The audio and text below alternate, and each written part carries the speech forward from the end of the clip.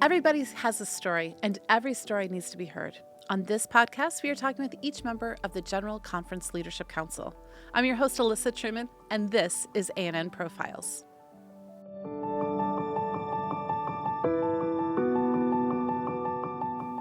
Today, I am here with Magdiel Pérez Schulz. I'm going to tell you in a second why I got tripped up on that.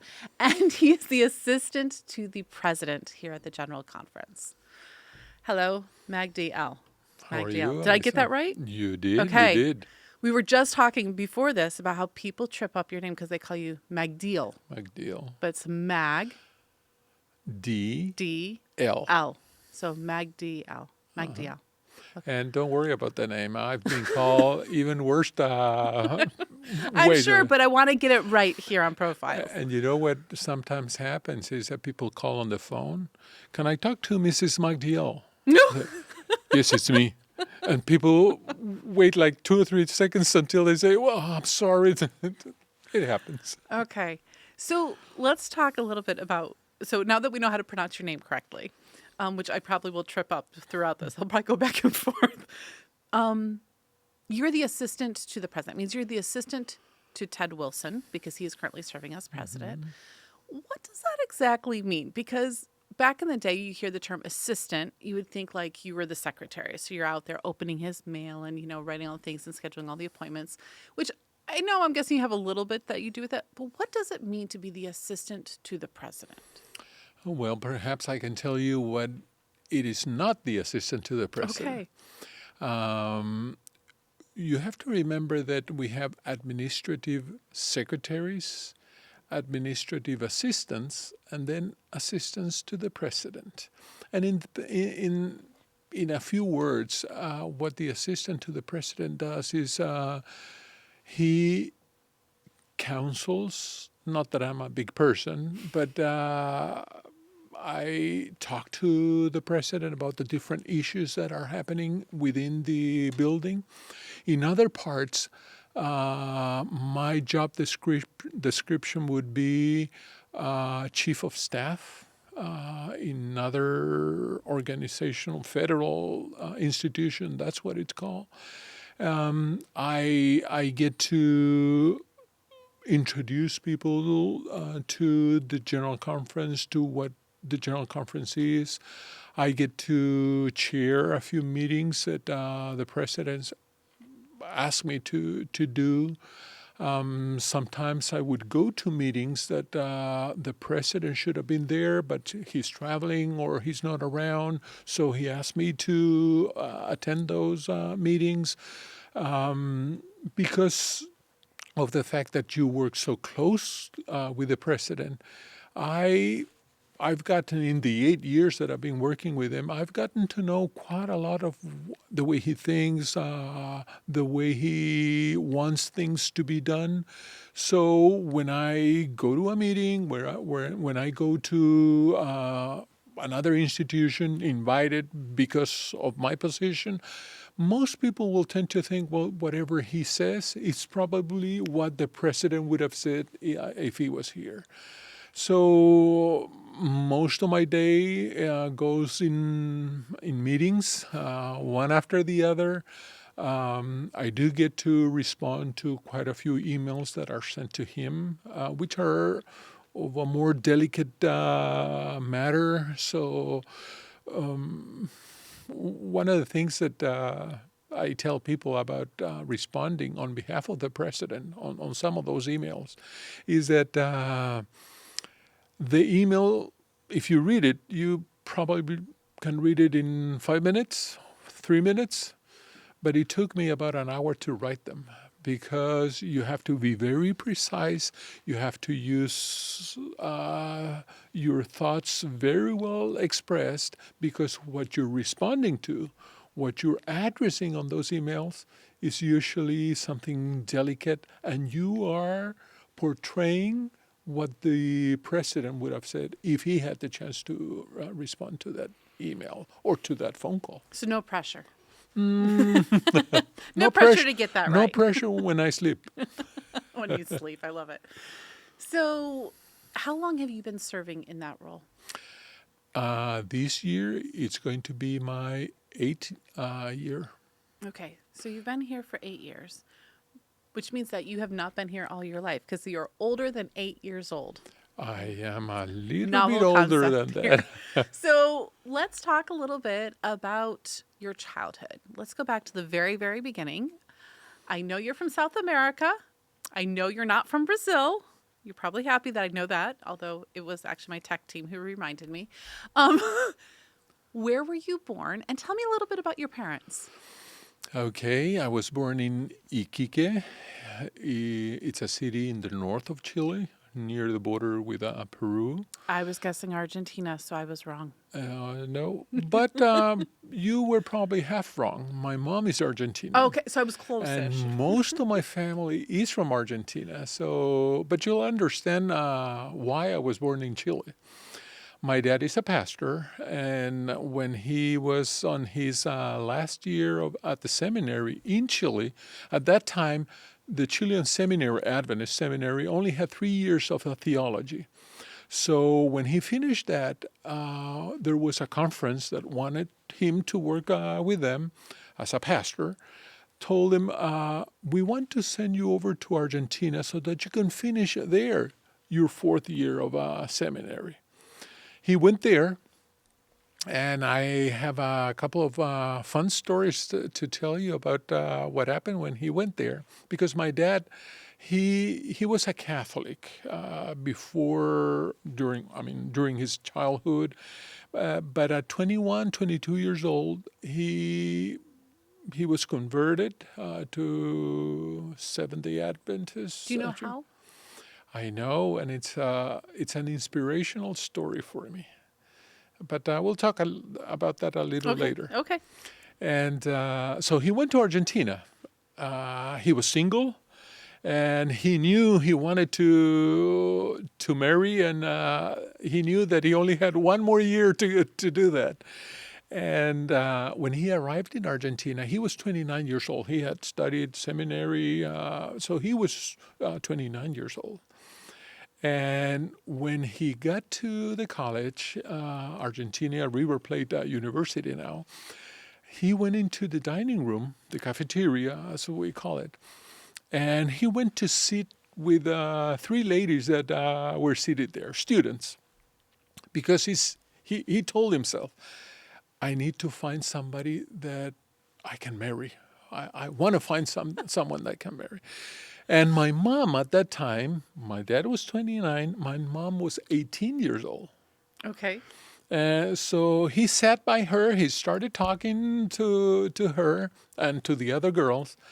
And my mom told the other girls, when he went to leave the tray on its place, does this guy think this is elderly people retirement home?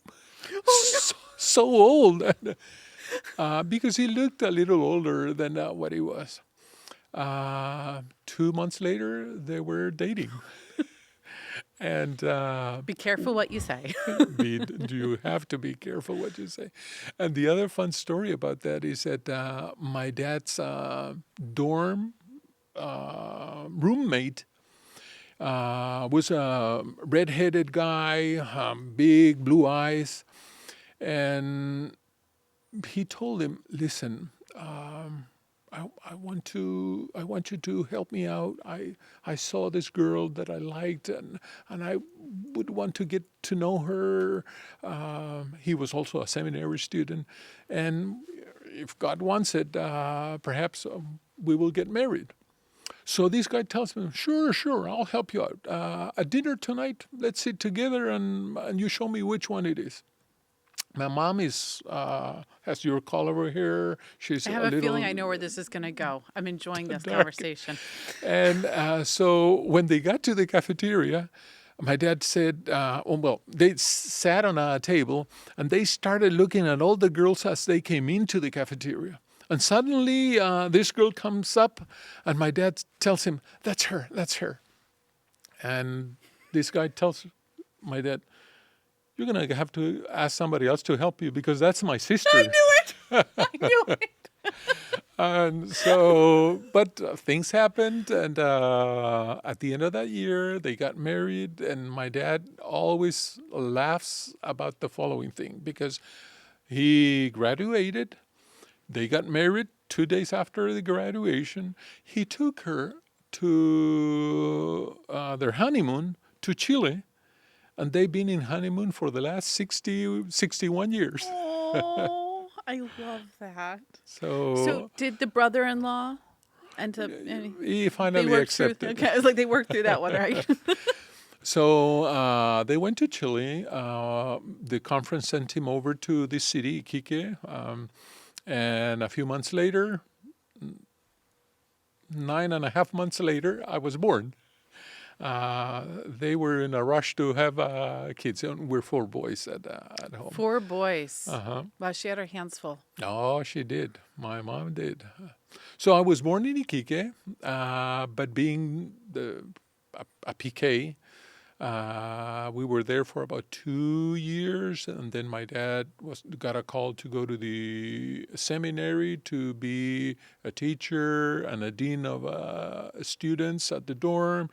We stayed there for 3 years, and then he got a call to be department director at the North Chile mission. So we went there. After 4 years, he got a call to be head of a department also in another conference in the south of Chile.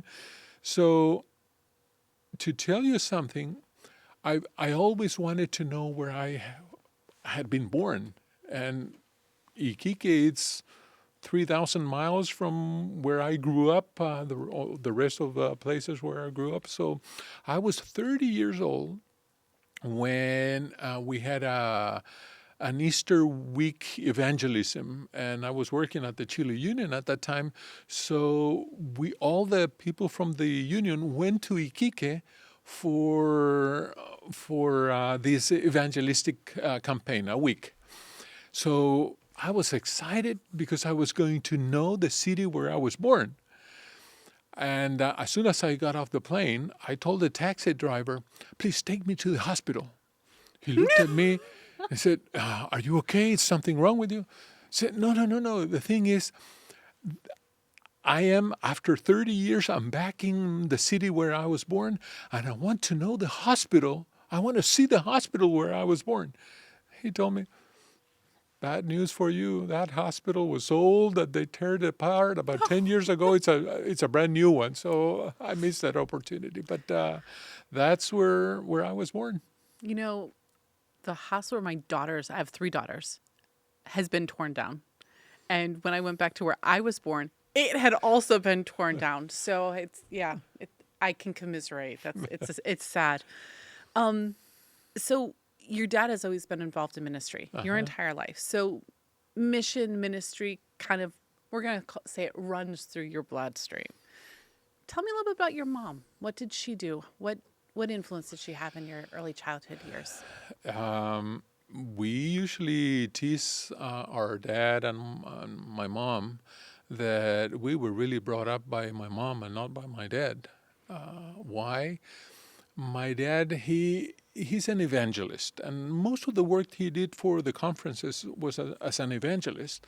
And at that time, I'm talking A couple years ago. 45, 50 years ago, most of the evangelistic campaigns that the church did, at least in Chile, they would go for 3 months, 2 months, never less than a month.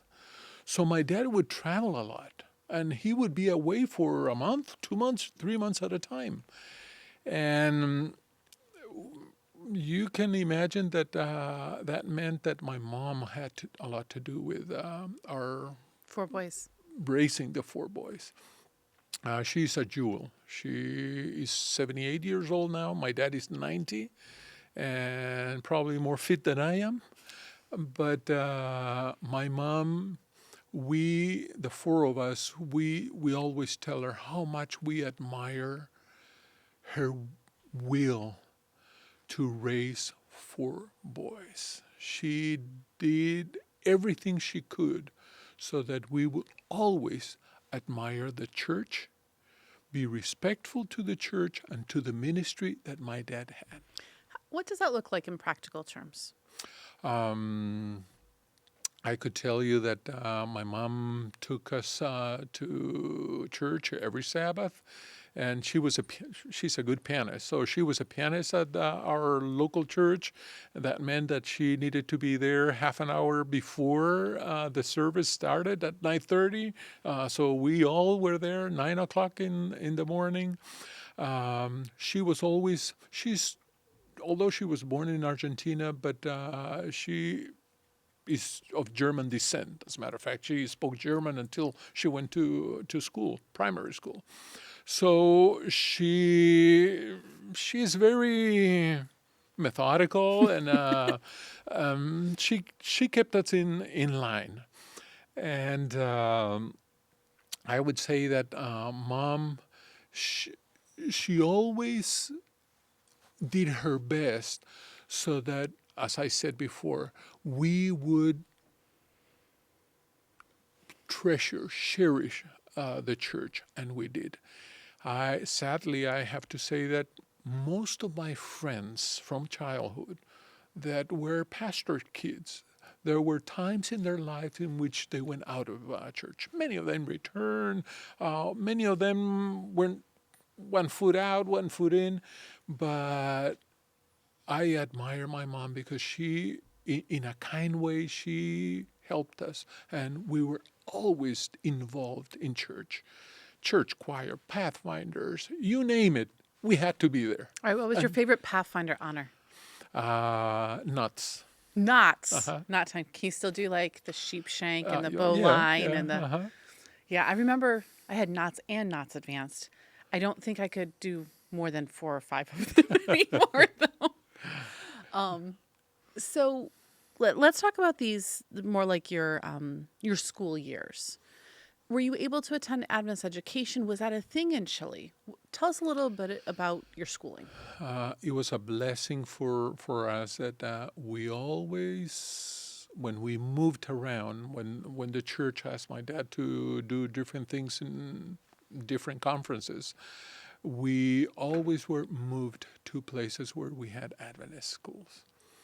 And I have to recognize that whatever good I have in me was because of my dad, my mom, and Adventist education.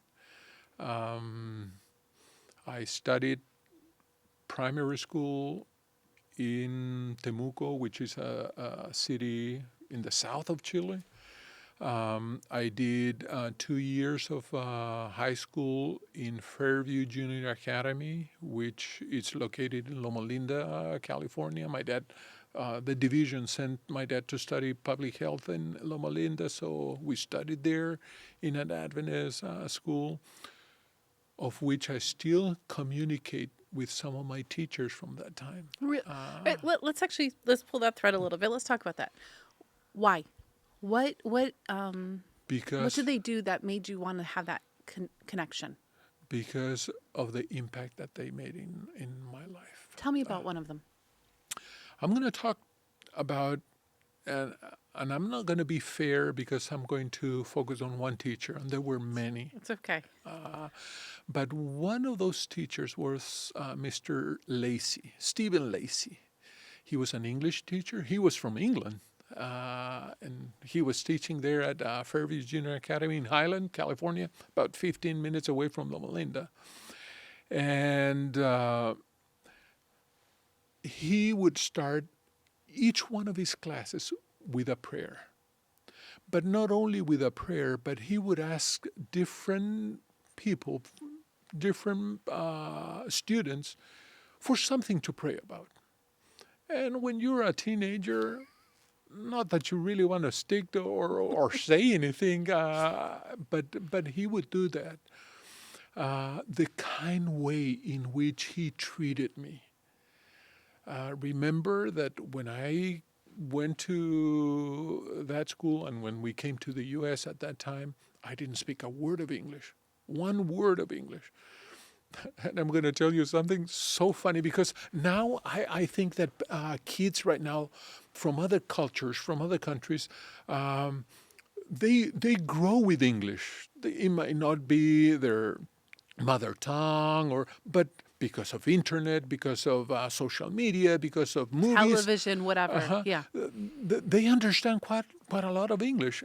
Back in my time, the only movie that I saw in English was one that my dad used to use that was a subtitle called Johnny Lingo. It was an Adventist movie. I know about Johnny Lincoln. What was it, a 20-minute video or movie, 25-minute movie that he used in his evangelical campaign. So that was all the English I knew. And the first week I was at school, there was a national test that they did. And imagine, they gave me this booklet. I didn't know. I mean, all I knew was name. So I wrote my name, Magdiel Pérez Schulz. Got that one right. And then it had something else. So I just stood there on my desk looking at it, thinking about Chile and what we were doing in the U.S. And Mr. Lacey, he came up to my desk. He saw that I wasn't writing anything or answering anything or reading anything. So, but he understood, of course, that I wasn't understanding a thing. So he pointed where I had written my name. He pointed that I should write something there. But to me, it didn't make any sense. What was that word that was written there? So he said, M or F. I looked at him, M or F. I don't know. So he told me, put an M. Then I came to understand that what he had wanted me to, whether I was a male or a female. I didn't even know in English how to say that I was a male. No. So, but he was so kind. I learned so much from, he was a history and English teacher. He was so kind that I've corresponded with him through the years. He's got Facebook, and last year I had a trip over to Washington State, to Seattle, for some commitments that I had. And I knew that he lived about 2 hours away from Seattle. So I went to see him. I took a little time, drove an hour and a half to see him, just to thank him for what he had done to us, for us. Thank you for sharing that. I think that there's often so many people who reflect Christ's love in our lives. They talk to us. They guide us so much on our journey, and we don't get the chance often later in life to let them know what a huge impact. I have a music teacher, and about every 3 years, it just happened recently, I just feel this need that I need to write Mr. Bowler. And I just let him know where I'm at within my life, what the lessons he taught me, how I'm using them. He was my music teacher, but he had this saying, and I've applied it to every area of my life, my whole life. And so he just randomly gets these emails from me letting him know that, hey, I still remember you, and I'm still applying what you taught me. And that's not only important for you and me, because it's a way of thanking somebody for whatever he did, as little as it could have been, but it meant a difference to you. It could even be the fact that you're right now at church because of what something special, out of the ordinary that somebody did. But it's not only good for us, but it's also good for those people. Imagine Mr. Lacey, I think he's close to 80 years old, 78 or something like that. And to have one of his former students, I was only a student of him for a year and a half, but someone to make us a little trip just to visit. He's a widow. He lost his wife a few years ago, and she was also a teacher there at the academy. But to have someone come up and say, thank you for what you did for me. He told me, these are the words that he used, because I went to see him on a Friday afternoon. He said, you made my week, my dear. But then he said, you made my month and my year. I think people are starving to feel loved. Many people are lonely. Even if you aren't widowed, you can feel lonely.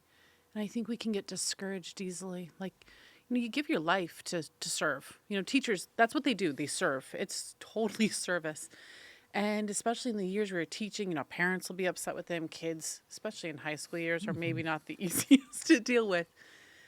To feel appreciated and valued, especially so many years later, I think we need to show more appreciation to others. Oh, yes.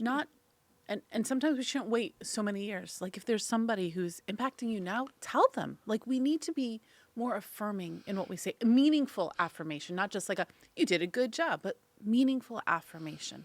And the fact that you're thankful, it's something that will touch people's hearts. Remember it's even in the Bible. Jesus, he was surprised and thankful that the leper came back to him. One. It was just one. How many thousands did he heal? But it was one that came back to him to thank him, and he acknowledged that. Yeah. Now, talking a little bit about my education, I was 9th and 10th grade. I did Loma Linda, Fairview Junior Academy. Then we went back to Chile. Then I did my college years in Chile. Let's talk about those college years. So you get to the end of high school, and Magdiel decides he wants to be a what? A history and geography teacher. This is always one of my favorite questions because it's always interesting to find out like what high school view we have of our lives versus where God leads us. So you want to be a history and geography? We really would have been friends because those are my favorite two things too. I've always said that's what I would teach. I have to recognize that I really like geography. History, not that much. But in Chile, because we have a different system of education, you could be a geography teacher only if you studied history because the degrees, they go together. It's history and geography teacher. So I went to college. So what do you like about geography? I like human geography. I like people. How is it that people move from one place to another? Migration. How is it that people come to live in a city? What's there in a city? What activities go on in a city? Human geography, which is a part, and I did my master's prelim in Australia in human geography because that's what I was passionate about. Okay, so you actually go through all your college years and you're still on the geography track. So there's not this like come to Jesus where all of a sudden you become a pastor here. Well, becoming a pastor was a path that I never envisioned in my life. So you finish. You go to master's at where? Master's prelim. Which is like an honors in geography in Monash University in Australia. And so I finished my college. I had the diploma, degree. History and Geography. We're ready to teach. But then at that time, I decided to go to Australia. I got married and went to Australia and lived there for a couple of years. But I missed the possibility of being in Chile, being a teacher. So we went back to Chile so that I could teach at the university, at the academy that the university there has, and at the university. Okay. So you come back to teach in Chile, and you're still teaching geography history? Well, I have to recognize, and I usually tell people, I must have been a very lousy teacher. Oh, no. Because the church only had me teaching for 2 years. And we're desperate for teachers, but you only get 2. So I went back to Chile. I started teaching history and geography, mostly geography at the university level, because I went back to teach where I had... What is the name of the university? Chile Adventist University. Okay. It's still Chile Adventist University? Well, at that time it was a college. Later on in life, it became a So, university. you realize when you've kind of lived in a little small bubble. So I've lived in the North America bubble. I didn't know there was a Chile Adventist University. So now I know. Is it a big school? A little school? It's a medium-sized school. I think they have about 3,000 students. They have about 14, 16 different degrees. Okay. And they've got a school of health. They've got a school of engineering. They've got a school of education. Do you have a school of communication? They don't. Now I'm sad. It's okay. So you were there for 2 years teaching. I was there for 2 years. I taught at high school and at university, and then the church decided that I needed to be the public relation vice president of the university. Okay. So I did that for a year.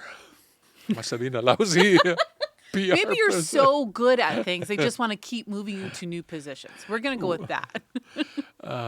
After that year, I became the assistant to the president of the university at that time for a year. And then they needed a principal for the academy. It's a 1,000 student academy that belonged, or at that time it belonged to the university. Now it belongs to the local conference.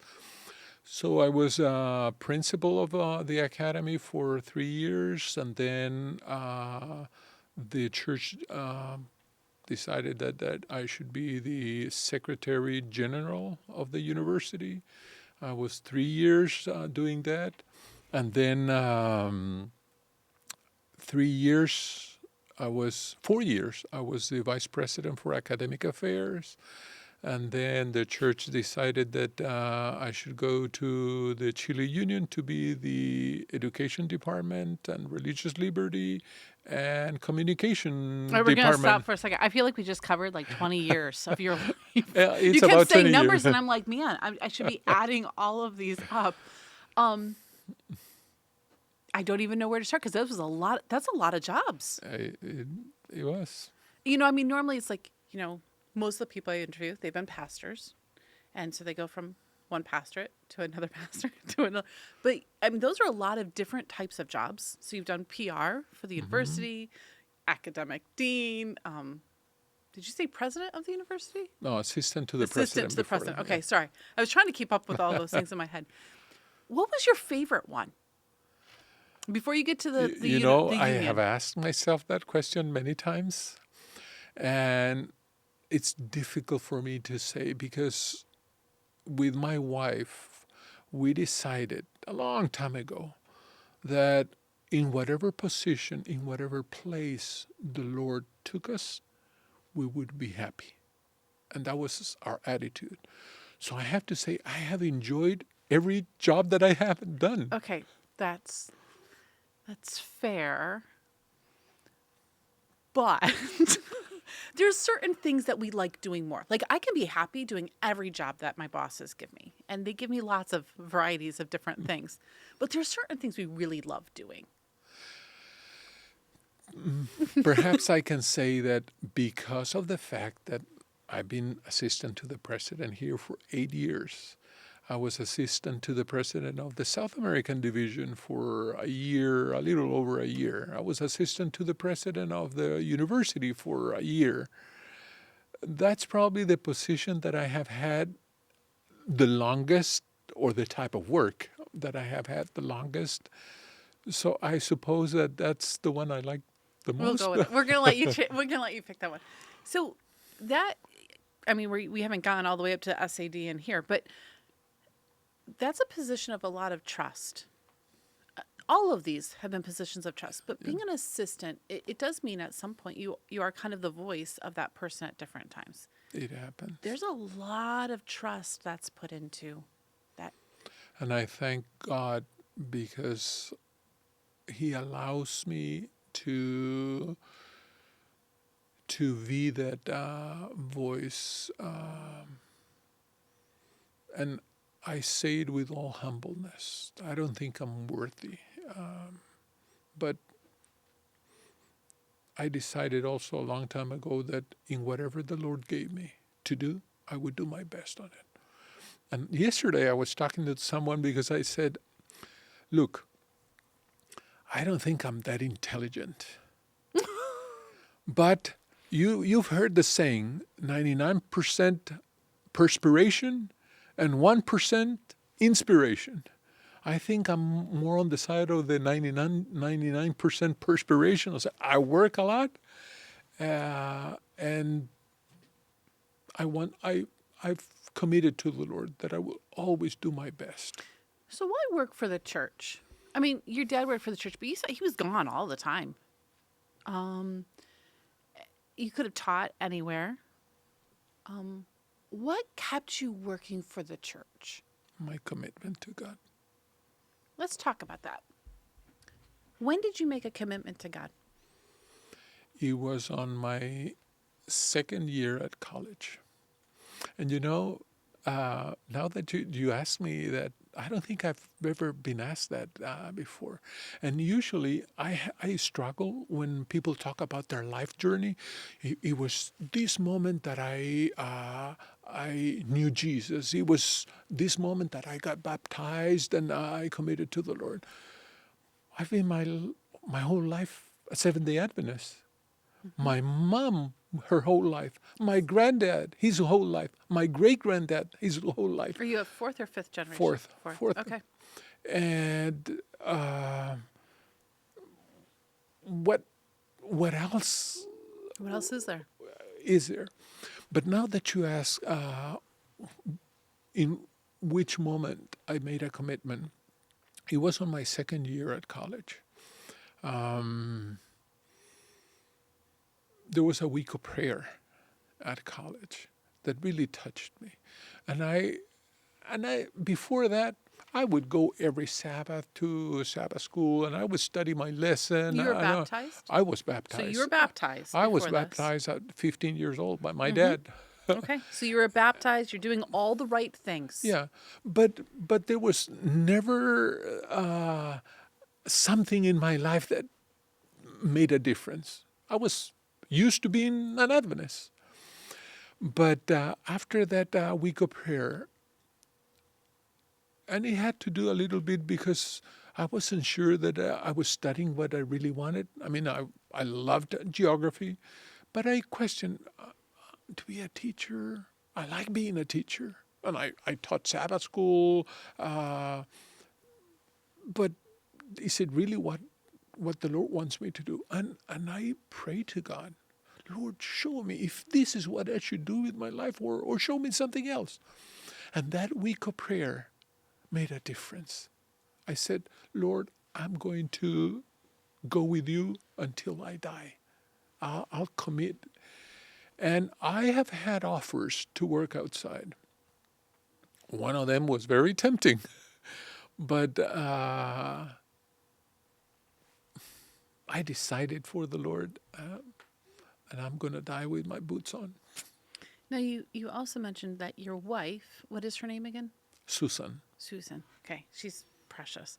So you guys determined that wherever you were called, you would be happy. So we now know there's a beautiful woman in this picture. Tell us a little bit about Susan. Susan, she's been the biggest blessing that God has given me in my life. I love her, and she's an agronomist. Sorry, a what? Agronomist. Yeah, you're going to have to totally define that term. It's an engineer that relates to earth science, crops, cultivation, and she studied that at our university in Chile. She has her master's in plant breeding. Plant breeding? And she can do plant breeding, but not communication? Sorry, keep going. Tell us a little bit more about it. She did her doctorate in genetics, plant genetics, and today she's finishing her postdoc at the USDA. You mean like today? Today. This is her last day as a postdoc student. She's an eternal student, but she is on a scholarship. So, and Susan, Tell me a couple character traits that you love the most about her. one of them is related to what I've just spoken. She's very positive. I remember we were in Chile, and I had worked for the church already for close to 18 years, 19 years. And we received a call to go to Ecuador as the director of education department, communication department, and religious liberty again.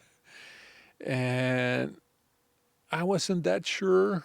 I mean, it was a church calling me, but she said, Magdiel, we committed our lives to God. If the church tells us that we should go to the Antarctica, we will go. She's very positive. She will take any challenge and head on.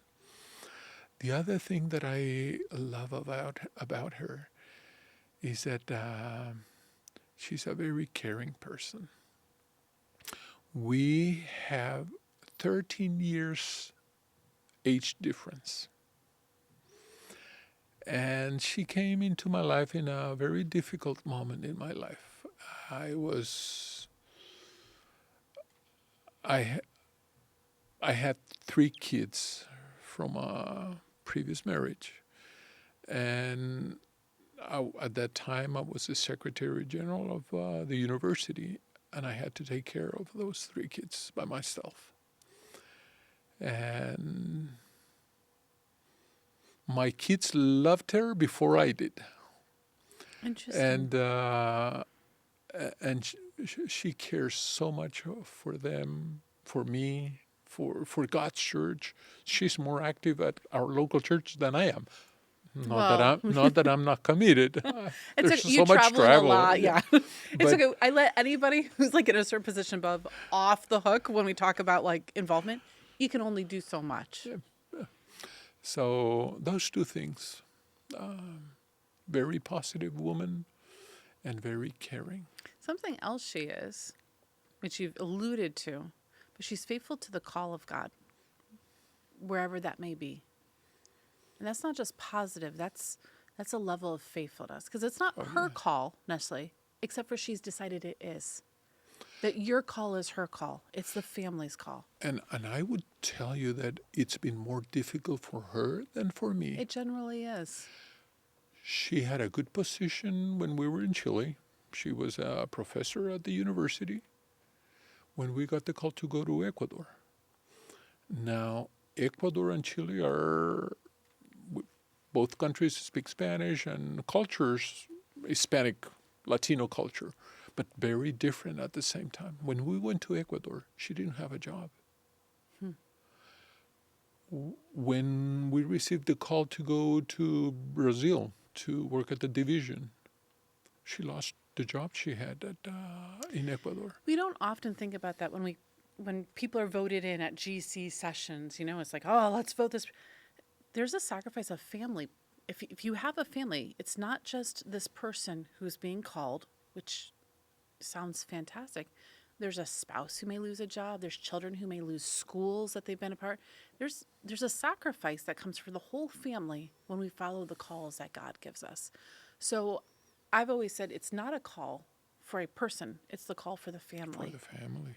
And if we're not equally as committed to following God's call, it's never really going to work out. So, but you know, you have to trust God. And in her case, just looking at her, just knowing how positive she is, in each one of those calls, in each one of those moves, she has had to start from zero. But she has always been able to say, God gave me so much that he would have never given me if we would have stayed in the previous place. So I'm going to ask you a question. Since you served as public affairs, religious liberty, calm, communication, and what was the other thing? Education. Education. So And Sabbath school. and so you just had a couple in jobs. some of our countries, we have wear to do a lot. few hats. So I'm going to ask you a question. I'm the assistant director of communication. What advice would you give me? I'm sorry? What advice would you give me? You've served in this communication role in multiple places. What advice would you give me? Make it a must for you to always portray the church as God's church. Whatever you do, if you have to write an article, if you have to interview someone, if you have to talk in front of the camera, always make sure that you portray our church, the Seventh-day Adventist Church, a Christian church, that's God's church. Okay. Thank you. I just thought I would at least ask for some advice since you've served more years in it probably than I have. How many years did you serve in those roles? In communication in Chile was 3 years. In Ecuador it was 2 years. You'd already beat me just in your Chilean years. So you're safe. So from Ecuador, where do you go? We had been in Ecuador for 2 years. We were having the time of our lives in Ecuador. Ecuador is such a small country, but in an hour drive, you can be in a rainforest from Quito. Quito is 12,000 feet above sea level. That's the capital of Ecuador. Okay. You drive an hour and a half and you're in the rainforest. You drive 2 hours, 2.5 hours, and you're in the Pacific Ocean. You drive 2 hours towards the other side, and you are in the Amazon basin. We worked, and Susan became the director for children's ministries and women's ministries. And as I said, we were enjoying our work when suddenly I received a call that from the president of the division at that time, asking me if I would be his assistant. So from there was to Brazil. Now, Brazil speaks another language. So Portuguese. far you've been in Spanish-speaking countries. Did you already know Portuguese? No, I didn't. Okay. And I'm curious about how that works. And, for Spanish-speaking people and Portuguese-speaking people, the two languages are fairly similar. I would even say 50% same words, same meanings. Figure it out. But because they're so similar, sometimes you even invent words because you think you're saying it in the other language, but you're not saying it understandably for them or for them. Because they're so similar. So we had to learn Portuguese, and praise the Lord, God has given me and Susan that talent, that gift. I learned. I will never forget the first time I had to preach in Portuguese. Tell us about it. I must have been in Brazil for 2 months, 2.5 months. 2 months. And they invited me to preach at a local church near Brasilia, where the division is. So I went there. I must have repeated that sermon to myself about 10 times in Portuguese. My Portuguese. Are you sure it was in Portuguese? My Portuguese. And so I went there Sabbath morning. I preached. I heard a few amens, so I got excited about it. And usually after, in our culture at least, when you finish your sermon, you go to the back of the church and then you greet everyone as everyone goes back to their homes for lunch. And so the two old ladies were coming in, and so I greeted them. And one of the ladies, she looked at me and she said, "Are you from Portugal?" The moment she said that, I felt so, I mean, my Portuguese is so good that she thinks I'm from Portugal. It's like people saying to you, did you learn your English in England? From Oxford. So I say, no. I am not from Portugal. I'm from Chile. Okay. She turned around to the other lady and she said, I can never understand the Portuguese. So all the height that I was That getting just to. brought you down a lot. That just brought you down. That was like humility right there. Yep, right. In 2 seconds. So we had the privilege of working at the division for a year as assistant to the president, and then the division chose me as the secretary of the division. So executive secretary. Uh-huh. So you're in Brasilia, which, by the way, is a beautiful location. It is. As I said,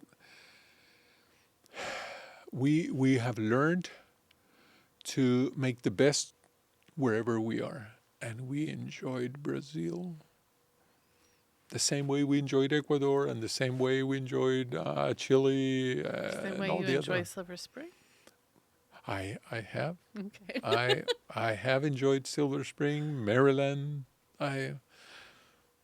It's an attitude. Like I said, Yes. it's got to be an attitude. But it's not only an attitude. I enjoyed working for the church, so I enjoy being here. All right, so I have a question. We're going to tangent for a few seconds here. Do you have a hobby? Do you have something you like to do? Both Susan and I, we like to go hiking. Okay. Like cute hiking or like mountain hiking? No, cute hiking. Okay. I'm a little afraid of heights, so Me you too. wouldn't you wouldn't find me climbing up a mountain. You're not doing Everest. But we camp and we try to do that as often as we can. Go to national parks. We like that. All right. Have you been to many national parks in America? I have. All right. So I've been to about 200 national park sites or more. So my husband's on my bucket list is to actually do all of them. So I have to How ask many you. are there? So within the national park system in America, because we have national parks and national monuments, and national historics, I could get into a whole thing, but that's not what this is about. Last I remember, it was over 450. So yeah, we've done most of the Southwest, and we've done everything in Maryland, Virginia. We started taking our kids there, so we love road tripping. Again, this is not about me, but I love national parks. Is my point. So, what is your favorite national park in America that you've been to? I have 2. Okay, tell me. I'm gonna see if they're in my top 5. Now I have 3. Oh, okay, that's fine. We can do top 3. Yosemite, Okay. Grand Canyon, and Acadia National. Acadia is beautiful. It's beautiful. We have a different list, though. That's okay. I've actually never been to Yosemite. My husband has been there. He was brought up in California. So he said that once I get there, I'm going to have to bump something down because it's pretty amazing. I love Zion. Have you been to Zion? I have. I love just like the sheer cliffs above me. See, Grand Canyon scared me a little because, again, not a big fan of heights. So it felt like the wrong direction. At the bottom of Zion, that one was pretty. But yeah, so I love the whole national park system. It's whatever country you go to, it's nature. It's because of nature. You know, one thing that I still don't know how I'm going to tell the Lord when we're in heaven, because I know that there won't be mountains in heaven. But I find mountains so beautiful. Does it actually say there won't be? I mean, like, what if he makes them as formations just because they're beautiful? I'm hoping on that. I think he will. So I think that, like, because he realizes that it's something that brings beauty and joy and stuff to our lives. It doesn't have to represent what it represents here. Like, I think we can get mountains, okay? And we're not going to be scared of heights. So you and I can go hiking with our spouses up the mountains. You know what, and Susan? we won't be scared. You know what Susan tells me? You think of mountains and national parks as the best that God created. But you have to think that He is preparing for us something that eyes have not seen or imagination. So imagine if we find that so beautiful What the heaven most. is going to be like. What is it going to be like? Oh, man, it's going to We're be probably amazing. going to laugh at it when we think, in Earth, I thought that mountains were the best. We're going to be like, hey, remember when we had that interview on Earth? It's like, yeah, we don't even know what to call this thing. All right, so you become the executive secretary. Thank you for my tangents. I appreciate you being okay with them. So you're the executive secretary of South America Division. This is it's one of the main leadership because you have president, executive secretary, and treasurer. So this is kind of, although you kind of have joked about how you weren't good enough at multiple things, it actually seems like God continues just to build skills in you, a variety of skills. Now, in a secretary, one of their functions is to kind of like be I'm trying to figure out the best way to say this. I want to call it the rule book follower, but that's the wrong way to say it. But you're the custodian of the working policy. Would that be a good way of describing it? It is. What is it like, though? Because the roles you've had previously are not necessarily custodians of working policy. And all of a sudden you're having to learn how to navigate bylaws and structure and all of this. Tell me a little bit about taking on executive secretary. It was a challenge for me because, as you said, the only secretary experience I had was back at the university when I was the Secretary General, which had a lot to do with policies and rules, but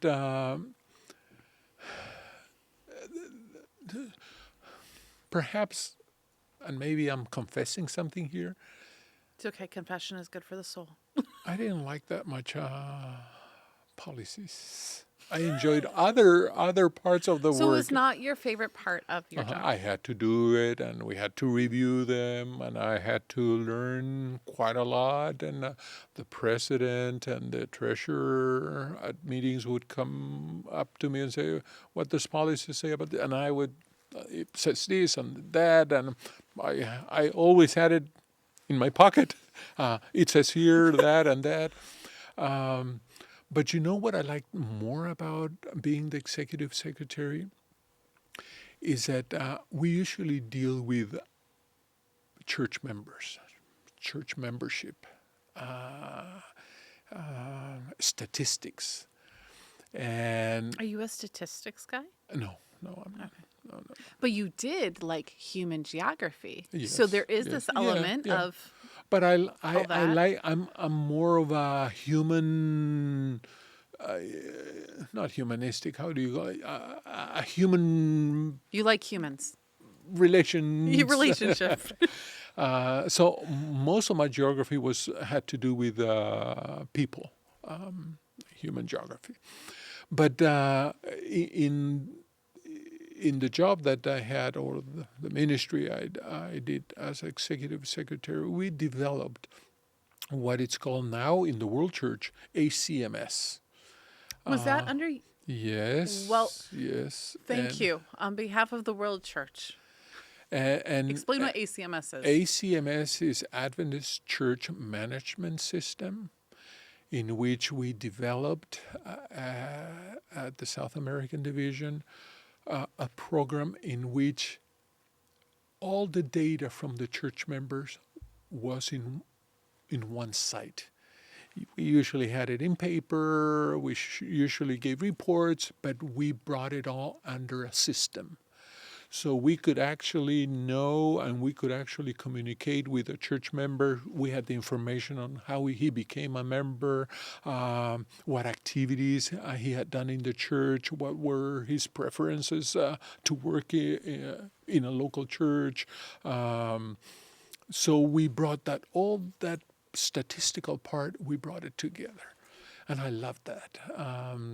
And one of the things that I enjoyed the most was when we were able to go to different unions to have all the church clerks together of a conference or of a union, 200, 300, 400 of them, and explain to them how it worked, how the system was good not only for them, for their local church, but now church transfer could be done not by mail, but by the click of a button.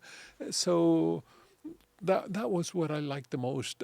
And also, a second program that we did in the division there is a program that we call Encounter, in which church clerks, because the church manual talks about that, church clerks coordinate the work with the former members, trying to reach the former members to I bring did not them know back to that. church. I like it. So, how long did you serve as secretary? 6 years. Okay. So, is your next jump up to here? So, tell me about that because this is not, are you an elected position? Elected. You are an elected. No, now? No, it's appointed. What did, Elected position is a secretary at the South yes. American, but when here you is came an here, it was an appointed. appointed position. So, it's not like you come to a GC session and your name gets brought up and all of a sudden you're elected. So, appointed, it's a little bit of a different thing. Tell me about getting the call to come here. A good friend, Orville Parchman, he was the assistant to the president. He was the assistant to the president for Elder Paulson and later for Elder Wilson. And he was retiring. And one day, the executive secretary now of the General Conference, at the time the president of the South American Division, Pastor Kohler, he said, Magdiel, Pastor Wilson has an interest that perhaps you could be his assistant. I didn't want to move from Brazil at that time. But again, whatever the church decides will go. And I said, if the church one day asks me that I should go to the Antarctica and preach to the penguins, I'll do it because that's what the church wants from me. So I came here and I did not repent. So you become assistant to the president. You've been here for 8 years. In reflecting on everything that brought you here, what would you say is one of the ways that you've seen God move the most in your life? Probably it's not directly connected to the work that I do, but the ministry that God asked me to do. As I told you, my degree is history and geography. I've got a master's in educational administration. How did I become a pastor? I have to recognize that early in my youth, I thought about becoming a pastor, following my dad's example. But there was one thing that I didn't like about ministry, and that was the fact that my dad was never home. So when I was considering what to do in college, I kept pastoral ministry out of my sight because I did not want to have my children and my spouse, my wife, or leave them alone for so long. But I was always involved in things that pastors do. And my whole work, I've been working for the church already for 35 years, has always been involved with pastors' ministry. And deep in my heart, and I don't think I ever told anyone, not even my wife, I wish that I could have been a pastor. So when I went to the division as an assistant to the president, people used to call me pastor. And I would say, no, I'm not a pastor. I'm a teacher. I'm not a pastor. I'm not a teacher. But that hurt because in my heart, I would have wanted to be a pastor, but I wasn't. Uh, and one day this church decided, we want to ordain you. That's something that will stay in my heart, and I will be thankful to God in my heart forever, because my life was on a very different path than that of a minister. Not, I worked alongside, education and health are the right and the left arm of the gospel. But God gave me that blessing of being called a pastor, an ordained pastor. For me, that's the highlight of my years working for the church.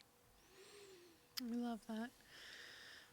Ministry looks different in many ways. And every time I've interacted with you, I can tell you have a pastoral heart. You might be in administration. Most of your experience is administrative. But you're pastoral. The way that you speak to people, the way when you talk about people, you see the whole person. And it's a very beautiful thing, because we need more people who are pastoral in their heart, even if their position has not always been that. So I'm very, very happy that I guess I can call you pastor. And thank you so much for how you have served the church for so many years, so faithfully, and allowed God to continue to lead in your story. We don't know where He opens the next door. None of us are generally here forever. This is just one door until the next door opens. So thank you for joining me. Thank you for sharing your story of how God has guided you and where He continues to lead. We will pray that Praise the Lord. those doors will open and you will walk through them. Praise the Lord for what He does for you, for me, as we work for the church. Amen. And thank you for inviting me. Well, I have thank you to for coming. recognize in front of the public that I was nervous of being here. Almost everybody says that. To be fair, everyone comes in, they're scared. What am I going to say? I mean, there's no script, at least an outline. This is what you'll be talking about. To talk for over an hour. I know, I love it, because everyone comes in and they're like, I don't know what to say. I'm scared. I'm not sure I'm going to have enough time. And I'm like, we're just going to start from childhood. And we're going to go through your life. The goal of this is to sit down as two friends and just to explore our lives, because I feel like there's so many people who want to do this. They want to get to know their leaders. They want to understand them. They don't have the chance. And so over our nice mugs of water, they get to sit in and to be able to hear the stories. And I think it's so important for us to know how God has led His leaders. I think it's fundamental to being able to have faith and trust in the way the church operates, is to know that God has led His leaders and He will continue to do so in the future. We are not here because we politicked. We are here because most of us, well, neither you nor I, ironically, but are elected by a body of believers who have the Holy Spirit and prayer to say, these are the leaders that will work for the church. These are the people who will represent us globally. And it's a high calling. It's one that needs to come with great humility. And I think even for those of us who are appointed, like you and I, it is a privilege to be able to serve. It is. And that word, serve, it's really what should be our goal in whatever position the Lord gives. I usually tell people that my position, it's one that probably 22 million Adventists would want to have. And God gave me that privilege. Mm-hmm. I don't deserve it. But I want to serve Him in the best way possible. And I will never forget a sentence, a theme, I don't know how to say it in English, that Spicer had, and he wrote it to his wife when he was talking about the fact that they had elected him as a president of the General Conference. And I saw this in a T-shirt. The first time I saw it in a T-shirt from students from Andrews University. It says, "In the church, there are no posts of honor, only posts of service." That's so beautiful. And that is what we should strive for. Jesus was here as a servant. He was the king of the universe, but he was here as a servant. Whatever position we have, we should always follow him. We are servants. Amen. Thank you, Magdiel. God bless you. We hope you enjoyed this episode of Anna in Profiles with my special guest, Magdiel Pérez Schulz. If you haven't already, please take a moment to subscribe to this podcast, YouTube channel, wherever it is you're tuning in from today. I don't want you to miss any future episodes. Thank you for spending this time with us, and join us next time as we continue to get to know the life stories of more inspiring people.